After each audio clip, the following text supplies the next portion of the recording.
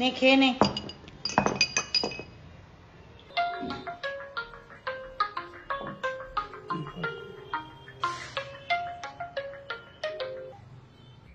নমস্কার, আমি sub inspector Subrata ধর বলছি। নমস্কার। হ্যাঁ বলুন। আপনার মেয়ে সায়নী মণ্ডলের নামে একটি বেসরকারি সংস্থার থেকে 10 লক্ষ টাকার লোন প্রতারণার কেস ফাইল করা হয়েছে। কিন্তু স্যার, আর কিছুক্ষণের মধ্যেই আপনার মেয়ে এবং তার অভিভাবক মানে আপনার হাজবেন্ড আর আপনার ব্যাংক অ্যাকাউন্ট আমরা সিজ করে নেব। কিন্তু স্যার আমি তো এরকম কোনো লোন নেই, আমি এসব কিচ্ছু জানি না। বাবু, ফোনটা মাকে দাও, তোমার সঙ্গে পরে কথা বলছি।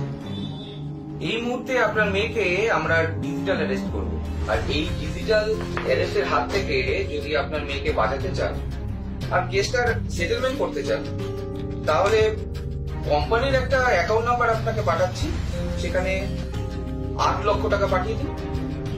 আমি বাকিটা দেখে নেব, তারপরে আর আমার কিছু করার থাকবে না। অত ভাববেন না, যা করার তাড়াতাড়ি করুন।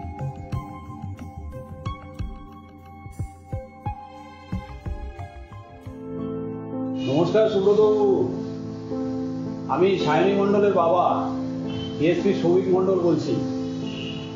এখন ফ্রড করাটা বন্ধ করুন। আমাদের সংবিধানে ডিজিটাল অ্যারেস্ট বলে কোনো আইন নেই, কেমন? তা মা মেয়ে কিন্তু তোমরা দুজনে অভিনয়টা ভালোই করো।